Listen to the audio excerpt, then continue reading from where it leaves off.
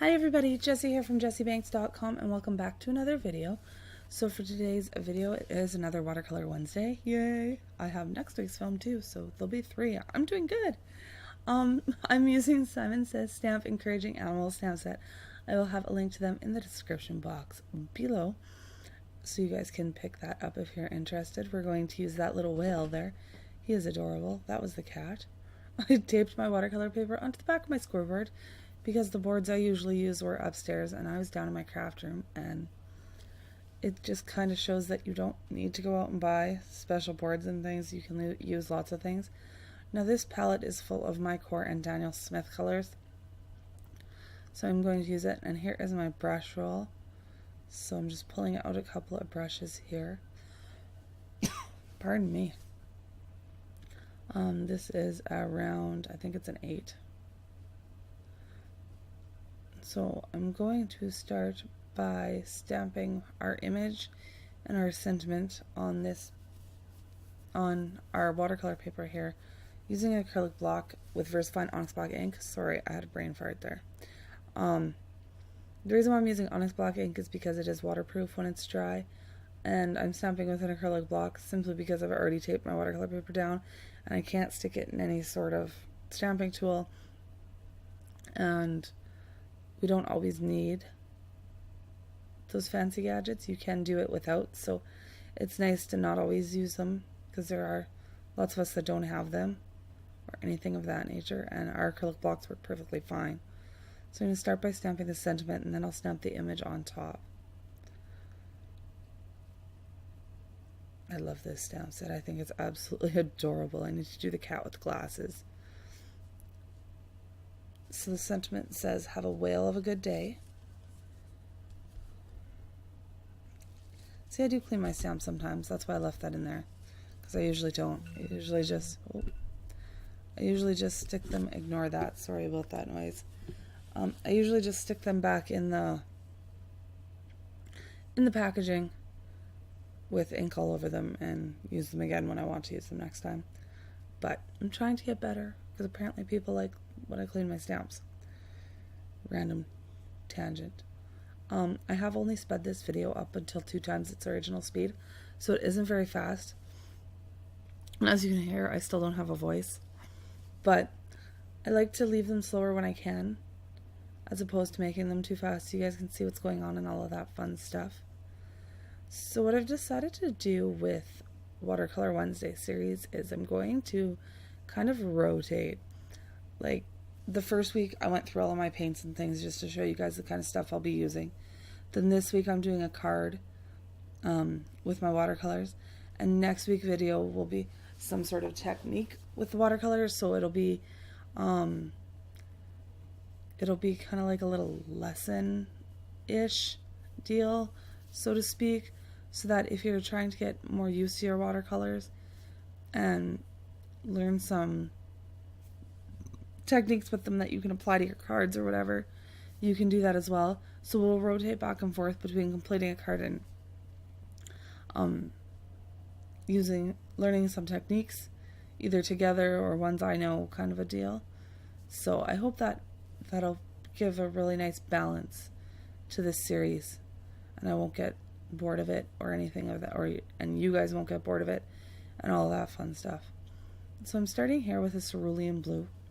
I forgot to write down all the colors I used, but I should be okay at guessing which ones they are just based upon when the color hits the paper. I do know that for this card I didn't mix any colors together on the palette like I usually do, so I should be alright with kind of making the assumption.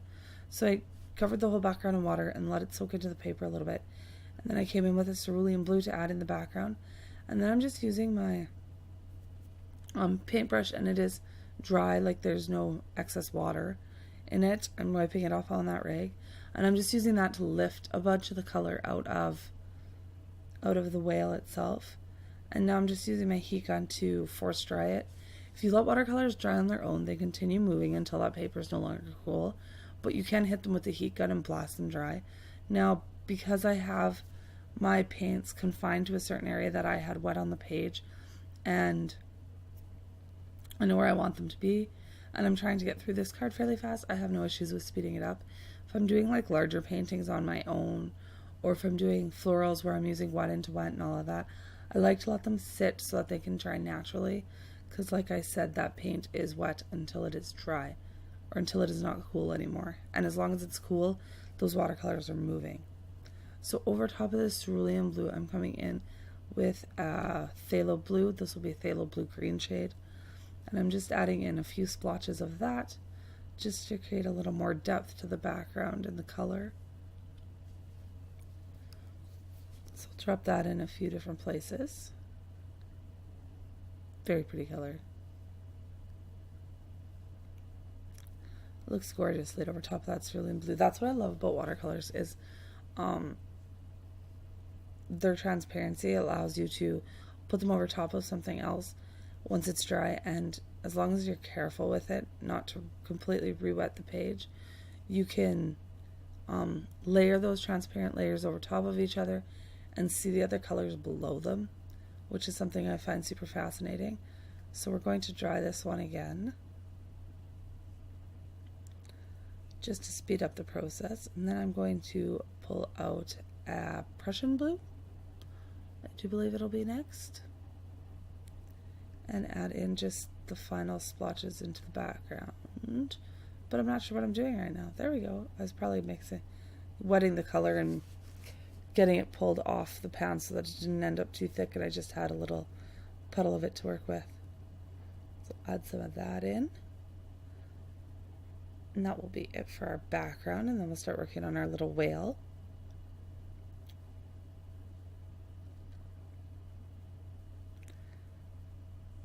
And I am kind of super fussy, and I putz with these colors way more than you probably should.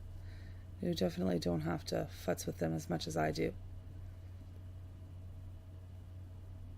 So then I did dry this again, probably off camera.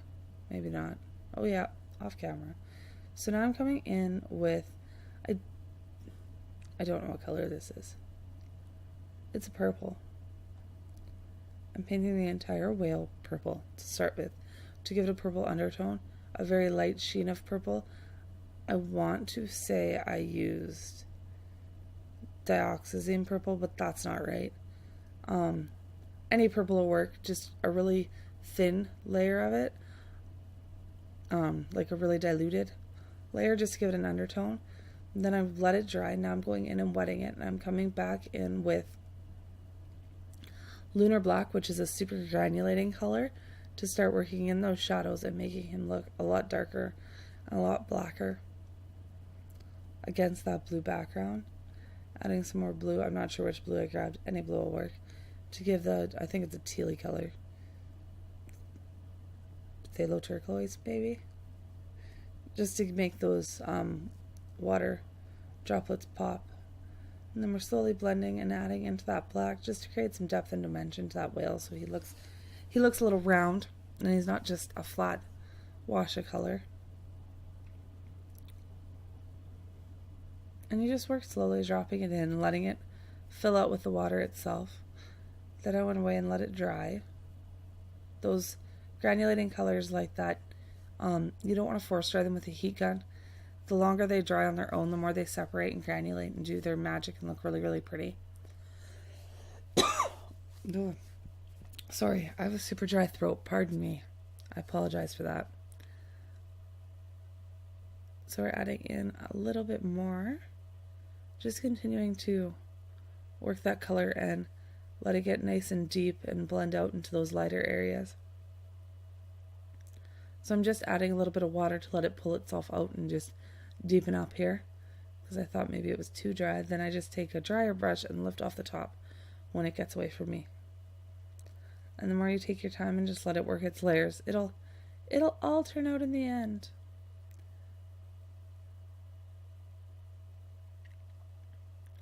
So just continuing to drop more colors into that whale. Like I said, it's not a hurry. You're definitely not racing through a card like this. I know this card only took me like 15 minutes start to finish at full speed, so we weren't hurrying too much. So I'm drying him up with a heat gun here now because I think he's done.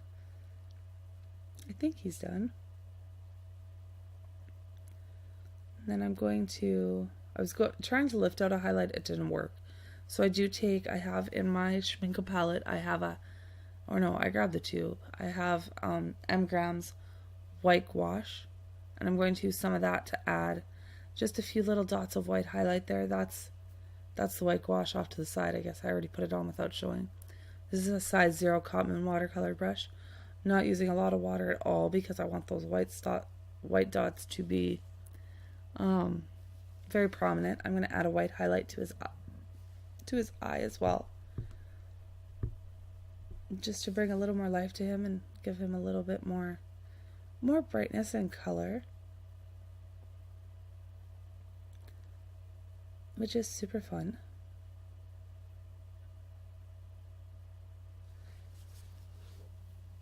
Again, you're not in a race with any of this stuff. Take your time. Make sure you mix your paint thick enough that it's going to be opaque, but thin enough that you can work with it and it's not just going to leave like a big goober on top of everything. So we're going to put one on his tail and a couple on this one fin, and that'll be it for the painting of him. I am going to cut down a piece of purple cardstock here to 4 and what am I doing it here? 4 1/8 by 5 3/8, and then we're going to layer our 4 by 5 1/4 inch piece of watercolor paper on top using double-sided tape. That'll just frame it out and give it a little bit more of a pop of color in the background. And then we're going to add that onto a card base here. When I chop all my nails off, I can't pull the back off my tape, so I use tweezers or craft knife, whichever one's closer.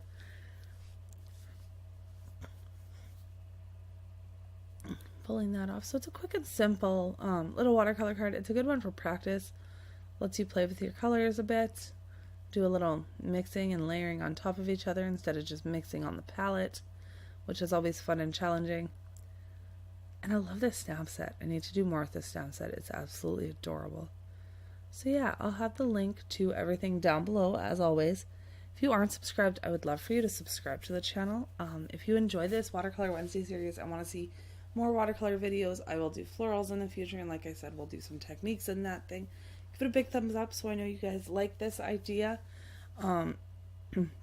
Leave me a comment if you have any questions or anything of that nature.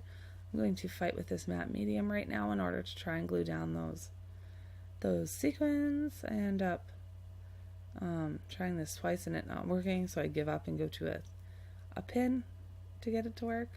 And this is a pick-me-up tool. I've had this forever. Just going to use that to place 3 little sequins behind the whale, just to give a little more oomph, I guess. If you aren't a member of my Cards in Color Facebook group, there's like 2,300 of us over there now, and everybody posts their projects and we all love on each other and get to gawk over them and lift some ideas and gain some super inspiration. It's a really fun place to be.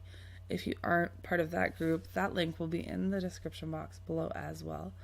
So I hope you guys have a wonderful Wednesday. Maybe give something like this a little bit of a try. And I will see you guys in the next video, which will be another Stamp Stash Saturday. That's ready to go, so that's super fun. Have a great week, you guys. I will see you soon. Bye for now.